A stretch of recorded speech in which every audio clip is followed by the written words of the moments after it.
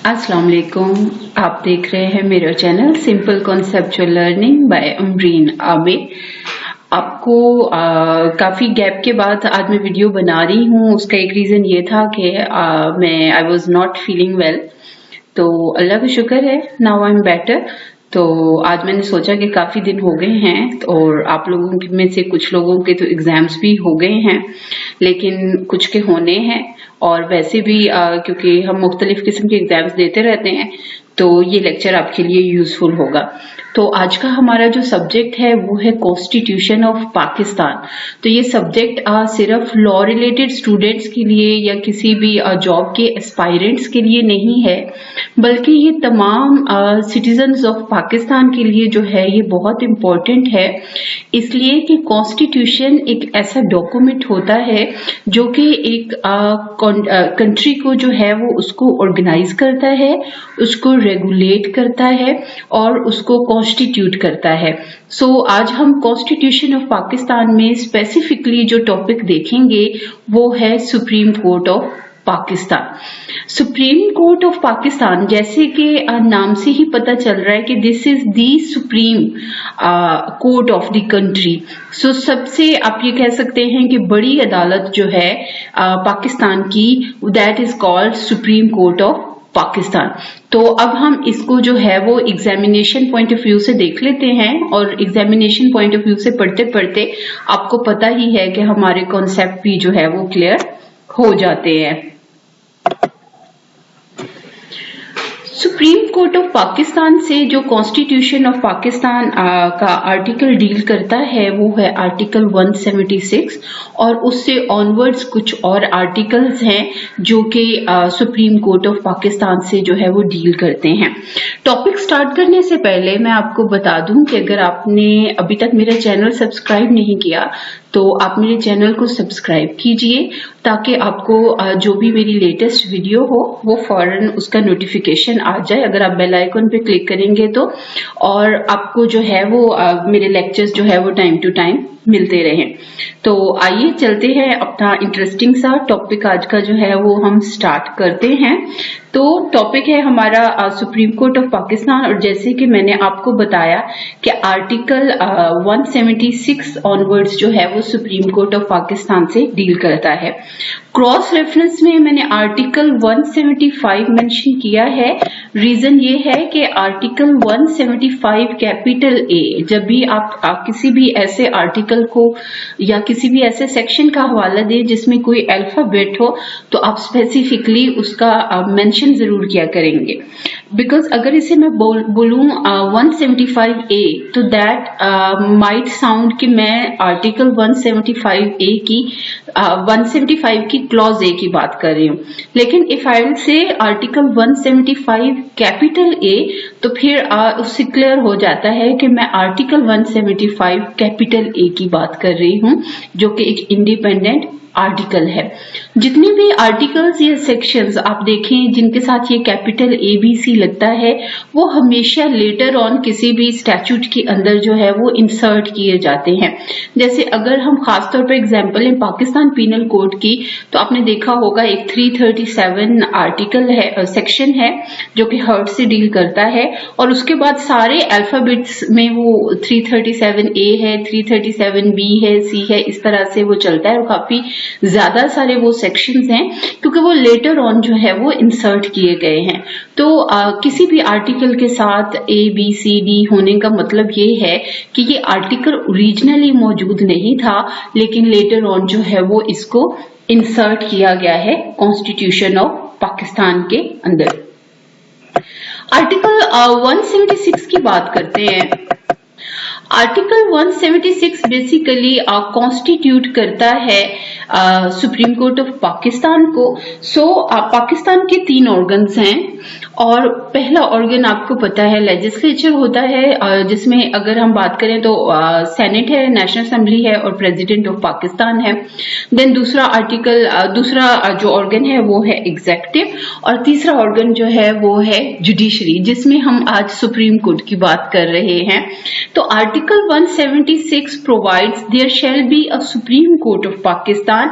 It will consist of Chief Justice and as mentioned many judges as decided by Parliament.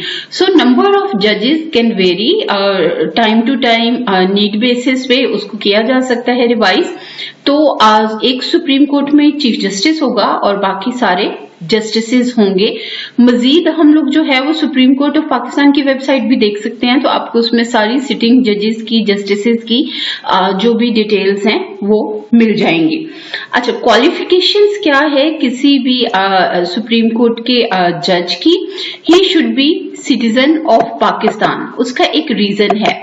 Reason ये है कि जो supreme court of Pakistan है या supreme court है, सुप्रीम कोर्ट या judiciary is basically guardian of the constitution.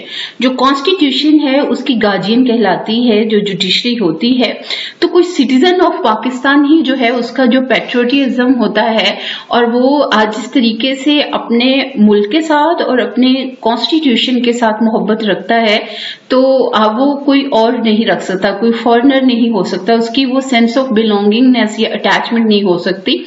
तो citizen of Pakistan supreme court का जो है वो जज बन सकता है अगर उसके पास टेक्निकली स्पीकिंग ये क्वालिफिकेशंस हैं। If he has been or is a judge of high court for not less than 5 years or a practicing lawyer of high court not less than 15 years. So ये दो किस्म की जो है वो qualifications हैं, तो इनमें से कोई एक हो सकती है।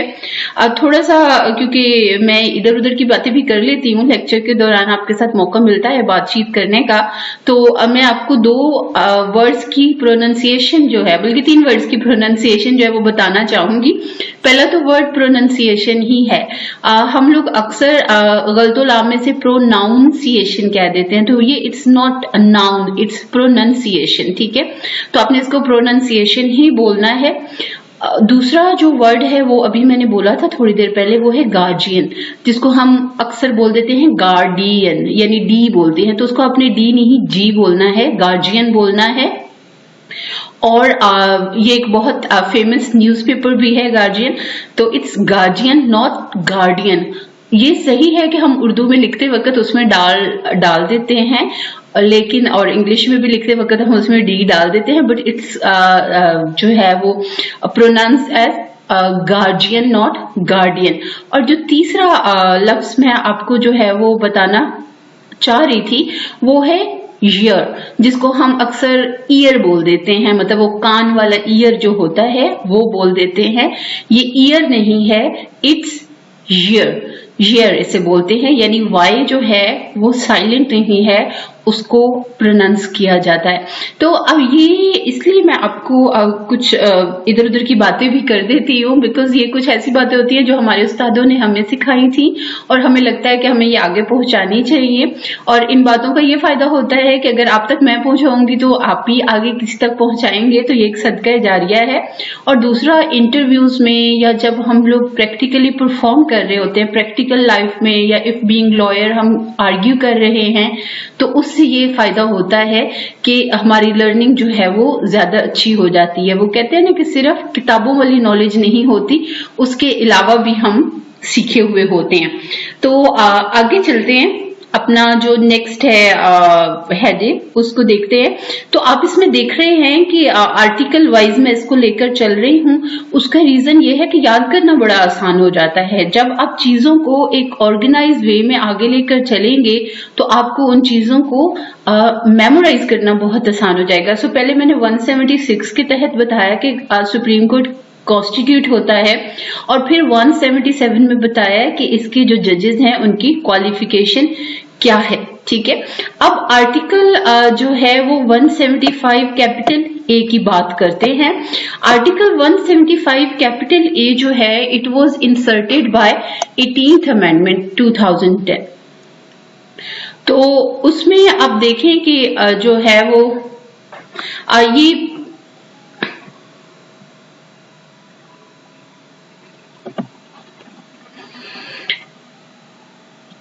इस अमेंडमेंट के जरिए जो है वो जुडिशरी में जो अपॉइंटमेंट्स हैं उनका प्रोसीजर जो है उसको ड्रास्टिकली जो है वो चेंज किया गया था। और उसका पर्पस ये था कि सारे प्रोसीजर को बहुत ज्यादा ट्रांसपेरेंट जो है वो बनाया जाए। तो इसके लिए एक जुडिशियल कमीशन बनाया जाएगा और उस जुडिशियल कमीशन में जो है वो कुछ मेंबर्स होंगे जिनमें चीफ जस्टिस ऑफ पाकिस्तान है, 2 मोस्ट सीनियर प्यूनी जज और इसी तरह फॉर्मर जज और chief justice of supreme court which will be nominated, federal minister for law, attorney general for Pakistan, a senior जज ऑफ सुप्रीम कोर्ट। सो इसमें कुछ तो एक्स ऑफिशियो मेंबर्स हैं और कुछ ऐसे मेंबर्स हैं जो कि नॉमिनेशन बेस्ड है। तो एक जुडिशियल कमीशन बनेगा फॉर अपॉइंटमेंट ऑफ जजेस ऑफ सुप्रीम कोर्ट। तो ये जुडिशियल कमीशन जो है ये कुछ नेम्स को नॉमिनेट करेगा, कंसीडर करेगा फॉर द अपॉइंटमेंट एज जज of the supreme court of Pakistan. उसके बाद जब ये जुडिशियल कमीशन से नेम्स फाइनलाइज हो जाएंगे तो उसके बाद एक पार्लियामेंट्री कमेटी बनाई जाएगी। तो पार्लियामेंट्री कमेटी में डेफिनेटली जो है वो मेंबर्स होंगे पार्लियामेंट के, जिसमें 4 senators, 2 from opposition and 2 from treasury bench. So 2 government की तरफ से और 2 जो है वो अपोजिशन बेंचेस से होंगे। अब अपोजिशन में कई जमातें होती हैं तो वो आपस में अलायंस के साथ जो है वो 2 पार्टीज के जो नुमाइंदे हैं उनको मुकर्रर कर सकती हैं और 4 मेंबर्स इसमें होंगे नेशनल असेंबली के, जिनमें 2 फ्रॉम अपोजिशन एंड 2 फ्रॉम जो है वो ट्रेजरी बेंच होंगे। सो दोनों जो हाउसेज हैं, हमारा अपर हाउस है और नेशनल असेंबली है, उन दोनों हाउसेज में से 2-2 मेंबर्स जो है वो गवर्नमेंट के और 2-2 मेंबर्स जो है वो अपोजिशन के जो है वो नॉमिनेट किए जाएंगे और इनके ऊपर जो कॉन्स्टिट्यूटेड एक पार्लियामेंट्री कमेटी बनेगी। सो रिकमेंडेशंस पहले फॉरवर्ड होंगी from judicial commission and then जो है वो पार्लियामेंट्री कमेटी उनको जो है वो अप्रूव करेगी। Communication of names to the prime minister of Pakistan and then later on जो है वो पार्लियामेंट्री कमेटी कम्युनिकेट करेगी to the prime minister of Pakistan the names which has been finalised for the appointment of जजेस of Supreme Court of Pakistan, and later on it will be notified by, or their appointment will be notified by President of Pakistan. So President of Pakistan के signatures के साथ जो है वो उसको finalize कर दिया जाएगा, notify कर दिया जाएगा appointment को। अब कोई भी आप जब एक ऑफिस होल्ड करते हैं, पब्लिक ऑफिस जो कि बहुत ज्यादा इंपॉर्टेंस का होता है, तो उसमें एक ओथ ली जाती है, हल्फ लिया जाता है। ये बेसिकली एक किस्म का मेमोरेंडम होता है, एक किस्म का प्रॉमिस होता है और एक किस्म की आप ये समझ लें कि एक आपको रिफ्रेश करवाया जाता है कि आप को जिस काम के लिए सिलेक्ट किया गया है तो आपका बेसिकली मॉरली जो है वो उसकी रिक्वायरमेंट क्या है, एक जहन नशीन करवाने के लिए एक ओथ ली जाती है। जैसे आप देखते हैं जितने भी एमपीएस, एमएनए, सेनेटर्स बनते हैं तो उनसे भी ओथ ली जाती है। तो उस ओथ को जो है वो एडमिनिस्टर करेंगे प्रेसिडेंट ऑफ पाकिस्तान और जो है वो ये oath जो है it will be taken before a president of Pakistan, and if it is for the appointment of the judges तो then it will be administered by Chief Justice of Pakistan. जो retiring as है that is 65 years और जो भी removal वगैरह का procedure है वो सुप्रीम जुडिशियल काउंसिल के जो है वो उसको फॉलो करते हुए हो सकता है। तो वो एक अलग सेपरेट टॉपिक है, तो उसको भी हम इंशाल्लाह जो है वो जरूर पढ़ेंगे। अब सुप्रीम कोर्ट ऑफ पाकिस्तान की जो प्रिंसिपल सीट है that is situated in Islamabad, whereas जो 4 प्रोविंसेस हैं उनमें we have registry of supreme court of Pakistan. So institution वगैरह जो है वो तमाम प्रोविंसेस के जो कैपिटल्स हैं उधर होती है। In case chief justice of Pakistan is absent तो उस सूरत में जो भी मोस्ट सीनियर जज या प्यूनी जज है he will hold the seat of acting chief justice of Pakistan. अब हम बात करते हैं जो सबसे इम्पोर्टेंट होती है किसी भी अदालत की, वो होती है उसकी ज्यूरिसडिक्शन। अब ज्यूरिसडिक्शन जो है ना ये बेसिकली आप देखें 2 लफ्ज हैं, एक है ज्यूरिस और दूसरा है डिक्शन। अब ये डिक्शन आप देखें, डिक्शनरी लफ्ज हमने एक सुना हुआ है, तो डिक्शन, ज्यूरिसडिक्शन से मुराद है कि इस कोर्ट का दायरा इख्तियार या दायरा समात क्या है, या व्हाट आर दी कॉजेज और what are the cases with which this court can deal. तो ज्यूरिसडिक्शन, ये मैंने मीनिंग भी इसका लिखा है, authority of a court to decide a matter. और उसमें आपको पता है ओरिजिनल ज्यूरिसडिक्शन होती है अदालतों की, देन एपलेट होती है, रिविजनल होती है, रिव्यू की हो सकती है, और इसके अलावा कोई मिसलिनियस ज्यूरिसडिक्शंस भी हो सकती हैं। तो सबसे पहले हम ओरिजिनल ज्यूरिसडिक्शन देख लेते हैं। Supreme court of Pakistan can resolve any dispute between two governments, like if there is some dispute relating to water, suppose it is relating to water or it is relating to some federal matter जो कि between two governments है। मैंने water का इसलिए कहा कि like पानी की तकसीम पे दो सूबों का झगड़ा है, या उसी के अलावा बजट से रिलेटेड कोई इशू है, कोई भी इस तरह का इशू है जो कि लीगल साइड पर है, तो उसको जो है वो supreme court of Pakistan adjudicate कर सकती है। Then supreme court of Pakistan के पास एक जो बहुत खास ज्यूरिसडिक्शन है वो है PIL, जिसे हम बोलते हैं public interest litigation under article 184 clause 3। ये बेसिकली ज्यूरिसडिक्शन है कि किसी भी पब्लिक इंटरेस्ट के मैटर पर supreme court of Pakistan suo motu notice ले सकती है, और इसमें हमने बहुत सारी जो है वो लैंडमार्क केसेस देख चुके हैं। अगर आप चाहें तो आप सुप्रीम कोर्ट की वेबसाइट खोलिए और वहां पे आपको ह्यूमन राइट से रिलेटेड बहुत ज्यादा जो पब्लिक इंटरेस्ट लिटिगेशन है उसकी लैंडमार्क केसेस अवेलेबल हैं, तो आप उसको जरूर गो थ्रू कीजिएगा। Then we come to appellate jurisdiction. So Supreme Court of Pakistan has appellate jurisdiction as well. तो उसमें ये मैंने कुछ जो है वो मेंशन कर दिए हैं appellate matters, तो जहां पर सुप्रीम कोर्ट के पास जो है वो appellate jurisdiction है। बट आपने याद रखना है कि ऐसा नहीं है कि हर केस ही सुप्रीम कोर्ट में चला जाएगा, तो there are certain limitations जिन मैटर्स में सुप्रीम कोर्ट ऑफ पाकिस्तान के पास जो है वो केसेस अपील में जा सकते हैं। सो अपील्स बहुत लिमिटेड हैं जो कि सुप्रीम कोर्ट ऑफ पाकिस्तान में जा सकती हैं। तो ये एक लिस्ट यहाँ पे मौजूद है, इसको आप गो थ्रू कर लीजिएगा। आपकी कोई क्यूरी हो तो आप कमेंट बॉक्स में लिख दीजिएगा, मैं उसको आंसर कर दूंगी। बिकॉज टाइम लिमिटेड होता है, बहुत लंबी वीडियो हो जाए तो उसको अपलोड करना बड़ा मुश्किल हो जाता है, तो इसलिए थोड़ा सा मैं क्विकली इसको लेकर चल रही हूँ। Then supreme court has advisory jurisdiction at any time. President may refer a matter to supreme court with the desire to take opinion. So किसी भी मैटर के ऊपर लीगल ओपिनियन लेने के लिए सुप्रीम कोर्ट से एडवाइस जो है वो गवर्नमेंट सीख कर सकती है। देन सुप्रीम कोर्ट के पास पावर्स क्या है? Supreme court may transfer any case, supreme court may frame different rules for judicial जो है वो एडजुडिकेशंस के लिए डिसाइड कर सकती है। और उसके अलावा कोई भी कोर्ट जो है उसको एक बेसिक पार्ट चाहिए होती है प्रोसेस इश्यू करने की, एग्जीक्यूट करने की, वो सुप्रीम कोर्ट के पास है। सुप्रीम कोर्ट की जो केसेस हैं वो जब रिपोर्ट होते हैं तो उनमें वो प्रेसिडेंट्स बनते हैं, तमाम अदालतों के ऊपर बाइंडिंग होते हैं, और उनके अंदर डिफरेंट किस्म की रेशियोज डिसाइड की जाती हैं जिनको कंसीडर करती हैं जितनी भी सबऑर्डिनेट कोर्ट्स हैं वो अपने फैसले करते वक्त। और सुप्रीम कोर्ट जो है वो एग्जीक्यूट कर सकती है, किसी भी अथॉरिटी को ऑर्डर कर सकती है कि वो सुप्रीम कोर्ट को जो है वो हर तरह की जो भी जो है वो असिस्टेंस है वो प्रोवाइड करे। तो ये हमारा बड़ा एक सिंपल सा टॉपिक था सुप्रीम कोर्ट ऑफ पाकिस्तान।